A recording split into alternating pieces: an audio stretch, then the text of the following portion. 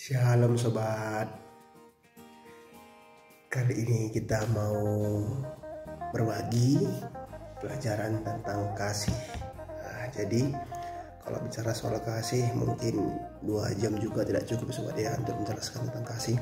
Tapi kali ini saya mau mencoba makna dari kasih yang saya pelajari dari Alkitab ya sobat ya. Yang pertama dulu, apa yang dimaksud dengan kasih? Jadi saya ambil itu dari 1 Korintus 13 ayat 4-7. Saya bacakan. Kasih itu sabar, kasih itu murah hati, ia tidak cemburu, ia tidak memegahkan diri, dan tidak sombong. Ia tidak melakukan yang tidak sopan dan tidak mencari keuntungan diri sendiri. Ia tidak pemarah dan tidak menyimpan kesalahan orang lain. Ia tidak bersukacita karena ketidakadilan, tetapi ia bersukacita karena kebenaran. Ia menutupi segala sesuatu, percaya segala sesuatu, sabar menanggung segala sesuatu.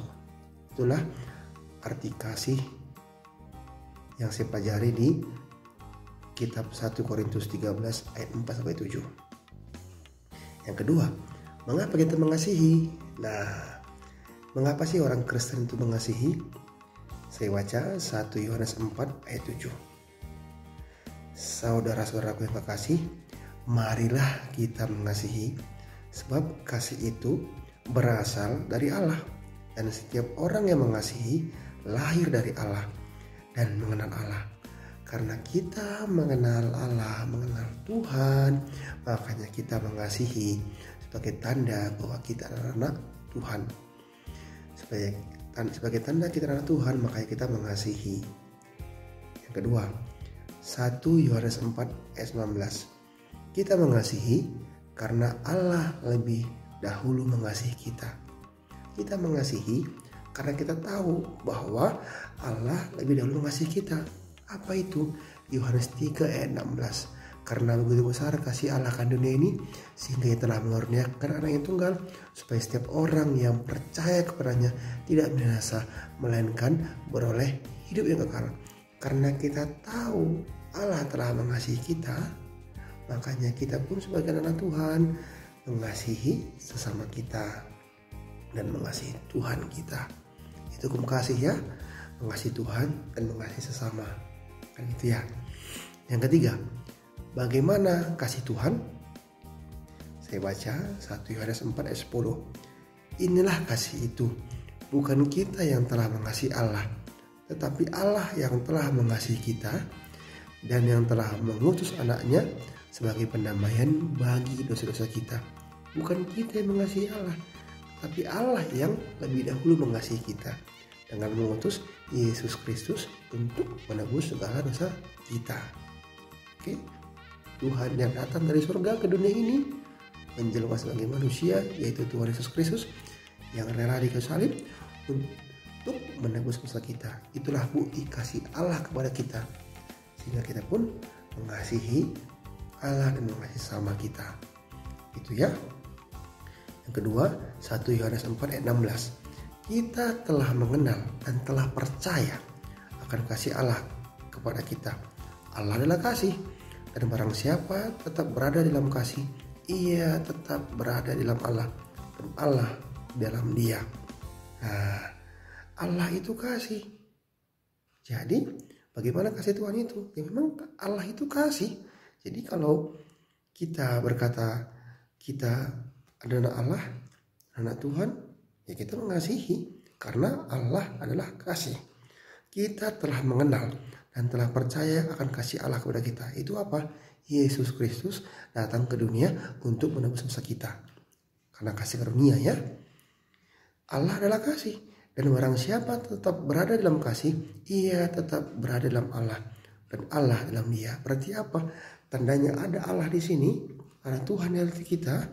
Bahwa kita dalam milik Tuhan. Karena Tuhan adalah kalau kita tetap berada dalam kasih. Berarti maksudnya ya, melakukan kasih, kan gitu ya. Yang keempat, manfaat kasih. Saya buka 1 Yohanes 4 ayat 18.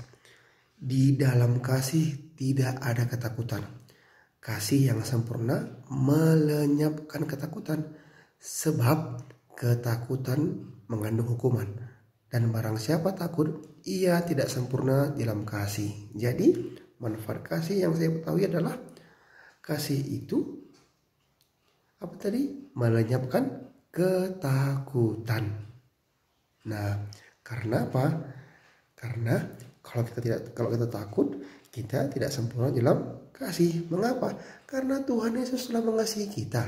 Jadi darahnya aja tertumpah di kayu salib aja dia berikan untuk kita sebagai bukti kasihnya. Jadi kita takut. Itulah maksudnya. Nyawanya aja dia serahkan, dia berikan untuk kita. Apalagi yang lain. Mengapa kita takut? Mengapa kita khawatir? Itu maksudnya ya. Jadi di dalam kasih tidak ada ketakutan. Kasih yang sempurna melenyapkan ketakutan.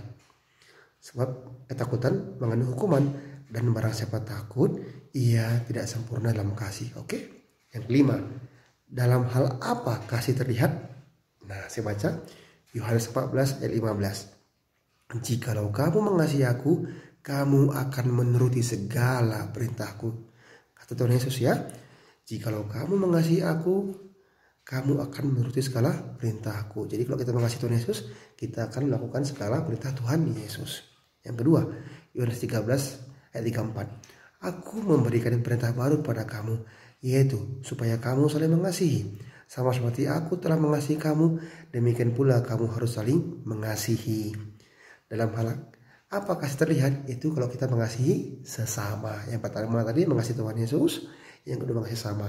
Yang ketiga, 1 Yohanes 4 ayat 20-21. Jikalau seorang berkata, aku mengasihi Allah, dan ia membenci saudaranya, maka ia adalah pendusta. Karena barang siapa tidak mengasihi saudaranya yang dilihatnya, tidak mungkin mengasihi Allah yang tidak dilihatnya. Dan perintah ini kita terima dari Dia. Barang siapa mengasihi Allah, ia harus juga mengasihi saudaranya. Jadi kalau kita percaya bahwa kita telah ditebus oleh Tuhan Yesus, kita mengasihi Tuhan dan kita juga mengasihi sesama. Jadi itu harus sinkronnya, harus berjalan lurus ya, sejalannya.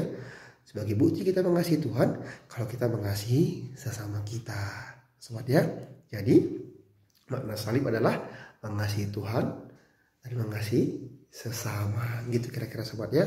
Oke, ini sekilas tentang yang saya pelajari mengenai kasih. Kalau ada yang perlu tambahkan, boleh teman-teman tulis di kolom komentar ya sobat.